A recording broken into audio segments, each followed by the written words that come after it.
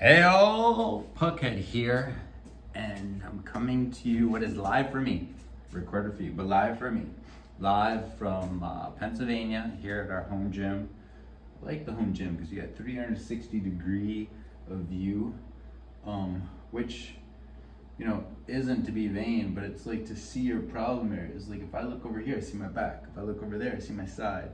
When typically people just look front and center. So you're only seeing this part when maybe the problem area is over here. Anywho, had a talk today online with somebody, and I gave her a tip, and she's like, "Hey, thanks so much. That helps a lot." I'm like, "Wait, that's exactly what we're here for, is to share our experience so that you can leverage that knowledge and succeed easier and quicker because you don't have to make the mistakes that we already did." So that being said, there's a couple tips and tricks I wanted to go over today. Number one, there was another woman on one of our message boards that had the questions like, when I love these workouts, but I just don't feel like it's working out my chest. And in between the moves in this workout, the trainer comes, and he's flexing his chest as hard as he can, and he can do some great poses with his. And I'm just starting to be able to see where I can flex my chest on my own. But what was really an issue for me, that's probably the hardest area of my body to build for me, is the chest. So what's really important is that you can connect with flexing that muscle. Because if you're going to do the mind muscle connection, you need to know how do I contract that. For a bicep, it's easy, right? I do this, I push hard, I'm flexing that bicep. For the chest, it's a little bit more insight. You've got to know how that feels in order to do that.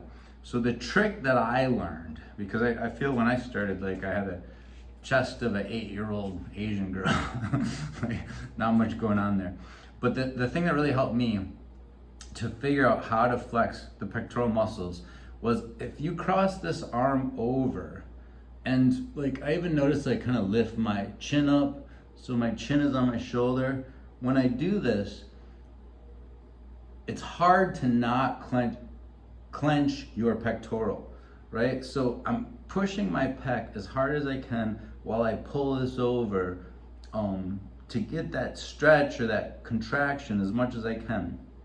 I think the reason that this is important is no matter how small your chest is, you're gonna feel that muscle group when you do this particular pose.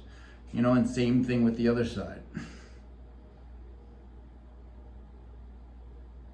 So for me, this really helped me to be in tune, mind-muscle connection with the pectorals.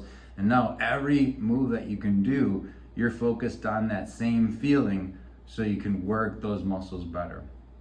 One other question, I guess, pertaining to this that we had today was, can women flex their pecs like this? Yeah, sure, any human can. I guess I was younger and I always wanted to do it. So I'd spend time in front of the mirror doing it. And now what happens is it happens psychologically, where just when I get excited, I start doing it. People are like, "What are you doing?" I'm like, "I don't know what you're talking about." They're like, "Why do you keep flexing your chest?" I'm like, "Oh yeah, no, I'm just excited that happens." So yeah, everybody can do it. It's just coming to grips with that muscle group. Again, I had to spend some time in front of the mirror to try to get it. But I'm glad that I did go through that process, because now I can just sit here, flex that muscle group. And every time you do that, you're working on that particular group. In fact, a while ago, about 10 years ago, there was this theory that if you just sat there and clenched every muscle group, like my bicep right now, for about 30 seconds, hard as you can, and then relax, go to the next muscle group. This would increase muscle size and strength quite a bit, maybe even more so than lifting. So the ability to flex either during your workout or just while you're sitting at your desk is a great tool to be able to have in order to maximize muscle growth and just get the most out of every workout. Again, kind of my mission here is, to convince the older audience that it's still possible. You can still be fit. I'll be 51 this year. And to help you get whatever experience that we've gained through mistakes and failures and a few successes so that you can get the best possible results that you want with the least amount of effort. Hope this helps, everybody.